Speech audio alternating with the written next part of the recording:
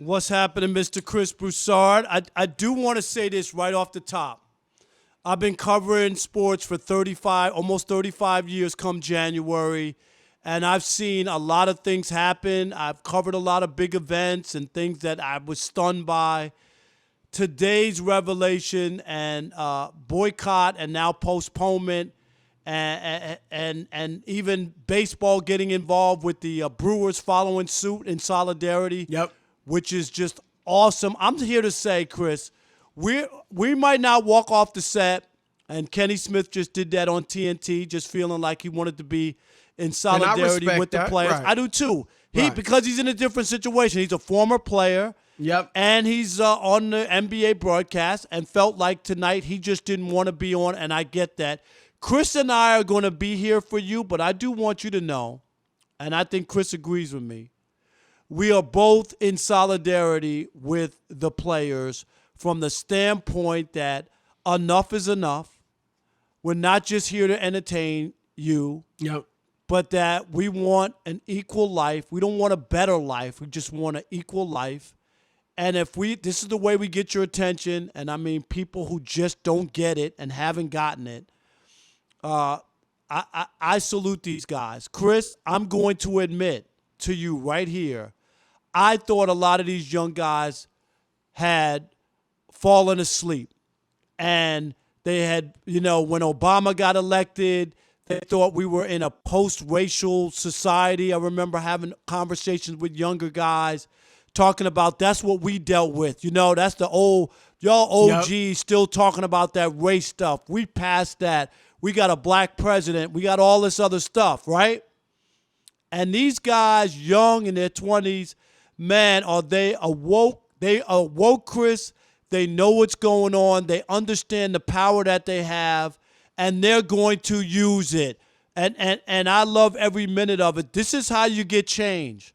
We used to argue all the time. They always say, why won't Colin Kaepernick go kneel down in a park 20 miles away from the stadium and protest over there? That's not how you get people's attention, Chris. It's by doing what these players did today and what they've done. So I'm going to say, bravo. I'm in full solidarity, and I'm sure you will and can articulate that yourself. But this is a historic day in American sports and may change American sports as we know it. Yeah, and hopefully it will change American life and culture, and I think that's what in society. That's really what the players want. They're doing this. Let's keep it real. And I applaud and agree with everything you just said. The players are not doing this for themselves. They are doing this. They are making a sacrifice, sacrificing a chance to win a championship, sacrificing playing the game they love. We'll see if they sacrifice the championship, but Right. That's on the table. We'll see what happens going forward. But sacrificing playing the game they love, potentially sacrificing hundreds of thousands, if not millions of dollars. Right, For because the of what could black happen community. to the NBA. Right. Yes, they're doing it for the black community, the masses of African-American people in the country who aren't making 6, 7, 8, 9 figures on their contracts and things like that. And Rob, I want to address quickly what you said about this younger generation. And I think part of why, we got to give them props, man. No, I know. They That's have what I'm really- saying. yes. I was wrong, Chris. I was wrong. I think part of it, Rob, is that they have grown up with more freedoms and more, probably more integrated interaction, if I can put it that way, than any other generation of African Americans. And so, like you said, they were so free.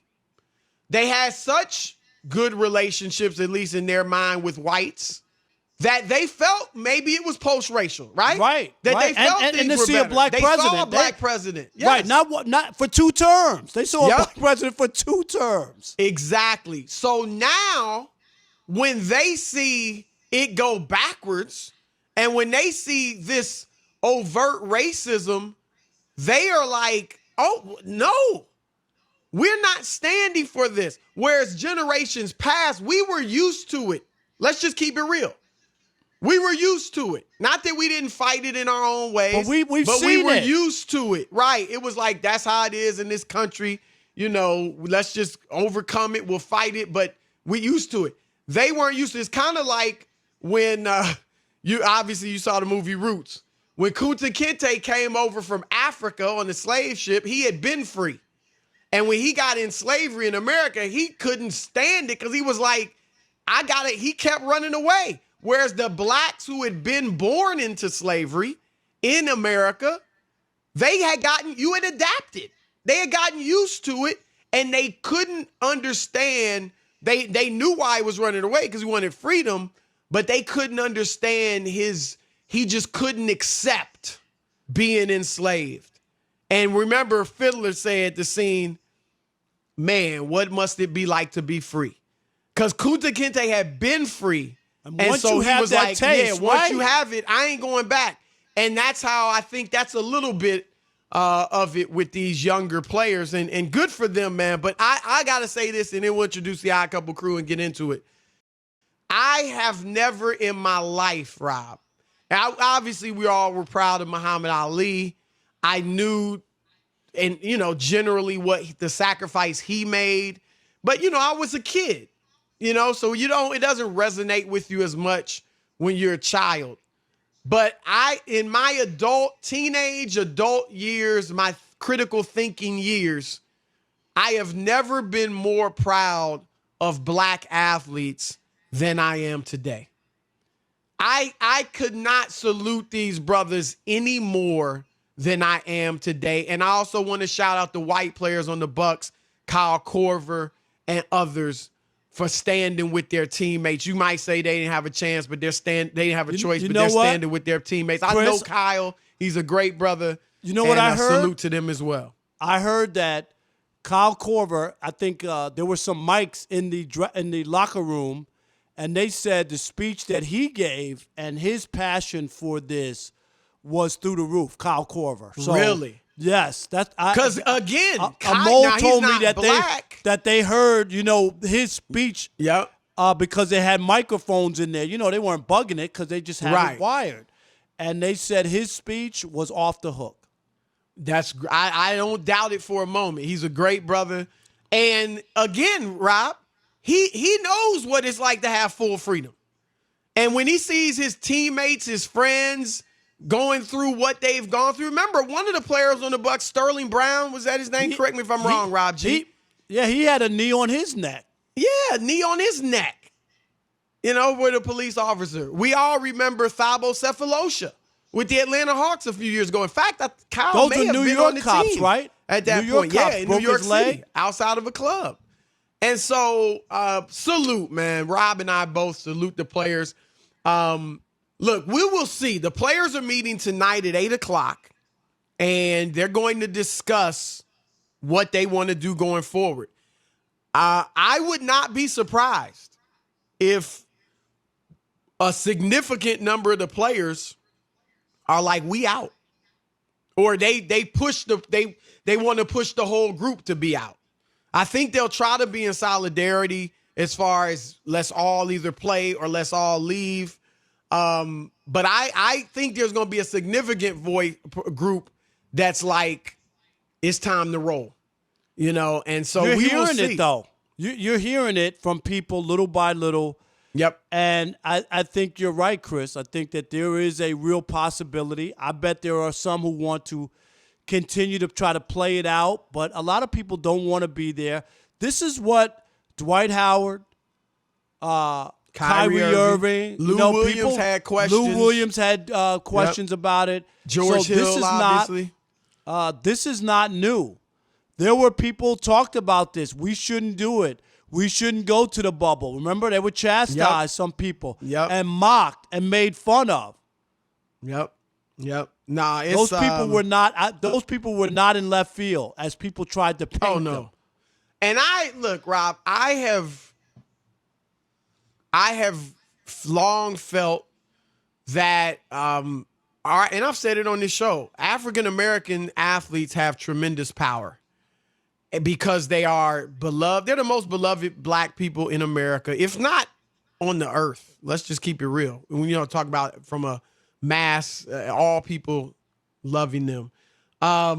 They're the wealthiest by and large, African Americans.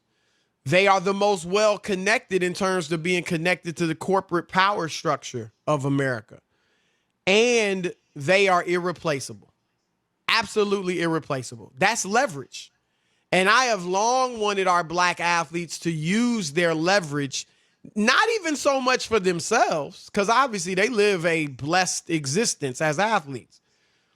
Not that they don't go through some stuff, but more so for the masses of African American people. And they also know, Chris, and you know this, because I've been stopped, you've been stopped. When you're in that situation, you've been followed in stores, I've been followed. You know what I mean? There's a whole different life. It doesn't matter. They don't know you have a radio show, Chris. Right. They don't know you have a college degree and your wife's a doctor and you live in a nice house and all. None of that matters. Yep. And those players know it too. To get a nice car, who's this guy? What's going on in that car? How'd you get that? You know what I mean? Like there's all kinds of stuff that goes on. And you're not protected because you're educated or because you're wealthy or anything.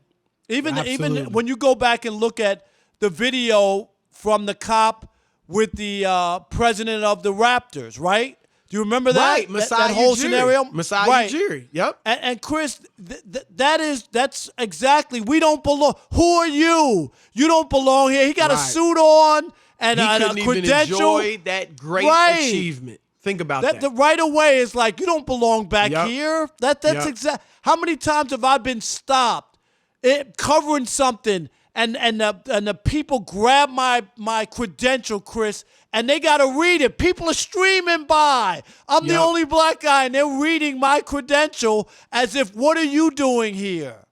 Right. Nah, you on the money, man. And I'm just so glad that the players are standing up. Shout out to them. And we want to hear from you guys. 877-99 on Fox. 877-996-6369. White, black, whatever your ethnicity, race may be, whether you agree with Rob and me, we want to hear your voice. 877-99 on Fox. All right, let's start with Keith in New Orleans. You're on the Odd Couple, Fox Sports Radio. Keith, what you got? Hey, what's going on, fellas, man? Glad to be on once again. I called yesterday, and I was, very passionate about, what had happened. And when I woke up this morning, I really didn't think that players were going to make this type of stand. But I want to take it another step further. I think that the players and Laura Ingram's voice shouldn't dribble up basketball until we have a resolution with either the cop being arrested and or the kid, the thug who shot and killed those protesters yesterday are arrested as well. Because Tamar Rice was shot within 10 seconds of the police. Within 2 seconds. 2 seconds. I'm sorry, within 2 seconds of the police arriving, when this thug was getting out of the car, right. When this thug was able to walk around with an AR-15, kill 2 people, flee the scene, and end up in Illinois, and still ain't been arrested yet. Right, This is the issue. This is the issue that we have in America, where black people are treated differently than white people with the same situation.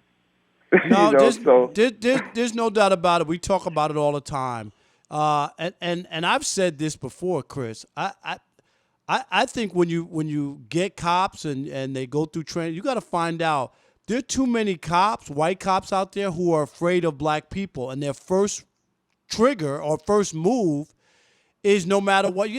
I don't know anything about being a cop. Do you know what I mean? Like there's a fear of the black man. Seriously. There have been studies done, and I'll look at it in the break, look it up in the break, but off the top of my head, I remember that studies that have shown that young black boys are viewed as more menacing than young white boys, and that they generally think young black boys are older than they are. Right. And so they perceive them as more of a threat. What are you, 6'4"? You're perceived by some as just a threat, just being a black guy that's 6'4". I'm 6'4". Oh, there's no doubt about it. There's no doubt about it. Just interesting. Imagine All if right. you lifted weights and were really big. What do you mean? I'm swole. Are you kidding? Hey, Randy in Ohio, you're on the Odd Couple Fox Sports Radio. What's up, Randy? Randy. All right. Maybe he's still there. Jewett. I never heard that name. Jewett in Los Angeles. You're on the Odd Couple Fox Sports Radio. How's it going, guys? Glad to be on the show today. Thank you, Glad to buddy. have you on, man. Did I say your name right? Yes, Jewett from Los Angeles. Okay, All great. right. I'm glad that the players are using their platform the way that they're using their platform, because for once in a lifetime, we need to realize that as the African American athletes are valuable. Right. And as long as they realize their power by stepping away and not playing the game and having all these other people inconvenienced, that's how change happens. Without the inconvenience that other people not being able to watch their playoff games, without the owners being able to make their money, without ESPN being able and TNT able to make their money off the game, and everybody complaining to Wisconsin trying to get this change, that's how change is going to occur. Always totally with agree. conflict. Always. Yep. We talk about it all the time. You want to get people's attention, Chris? You stop the 405 in L.A. and lay out on the right? Nah, Will it's you true. get people's attention? Absolutely true. Absolutely, you And will. to your point, we had said it before about the NFL players. This is peaceful too, obviously, but they tried kneeling. They tried Nobody wearing wanted the to Black hear Lives that. Matter shirts, right? And then they see Jacob Blake happen again, and again, just the nature of that, where it's indisputable. You know what I mean? Like the audacity, think of the police officer to do that, knowing what's going on in the country, right? Right. Like Totally knowing tone that deaf. all Totally. eyes are already on Right. you, and you It's still just did it. Still mind-boggling. Marcel in Mississippi, you're on the Odd Couple Fox Sports Radio. Marcel, what do you got? Marcel, Yeah, what's up, Chris and Rob? How y'all doing? what's Good. up, man? Good. Hey, good to hear from y'all, man. But anyway, I'm proud of the guys. I love what they doing. It's time for it. You know, we're not our ancestors. We saw a lot of stuff in my generation. I'm knocking on 30, so it's like, you know, I'm black engineer, so it's like we not taking it. You know what I'm saying? We standing up. And you know, enough is enough, man. And it's like I had to tell somebody the other day, man. It's like we literally telling you stop killing us, but you're saying but. You know what I'm saying? Like it doesn't What's matter. the but? What's the but What's the for? but? There is no but. It doesn't matter. And then a guy has his back towards you, and you still fire off on him. They didn't expect him to live. That's the problem.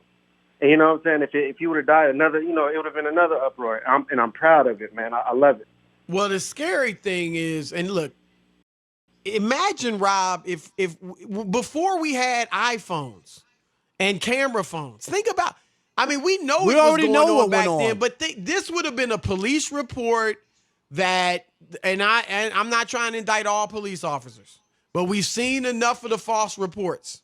But we saw this. Reports that, you know, he would pull the gun on him, or he, you know what I mean? He Don't was you aggressive, remember whatever. Rodney King in the 90s? Rodney King, if it wasn't for that guy on his balcony who recorded that, Chris, right? We didn't have cell phone, but he recorded with his video camera. They would have said that he was being disruptive Fighting and him off. Yep. right, fighting them off, and they had to subdue him. And the only reason they got those guys. And remember, they were acquitted in the first trial. Do you remember? Yep. They were acquitted with videotape evidence. Yep. And President George W. Bush, Herbert Walker Bush, was the one who sent in a special prosecutor, Chris, who got them on civil rights violations. That's how the cops went to jail. Yep, you're right. And let me say this quickly. The Milwaukee Bucks, there's reports, this is from Woj of ESPN, that inside the locker room, they were on a conference call with the Wisconsin Attorney General and the Lieutenant Governor as well. Wow. Okay, so they are talking, you know, they're talking with these guys. I'm sure they want some swift action with the murder, or not the murderer, but the guy attempted murder, I should say, of Jacob Blake.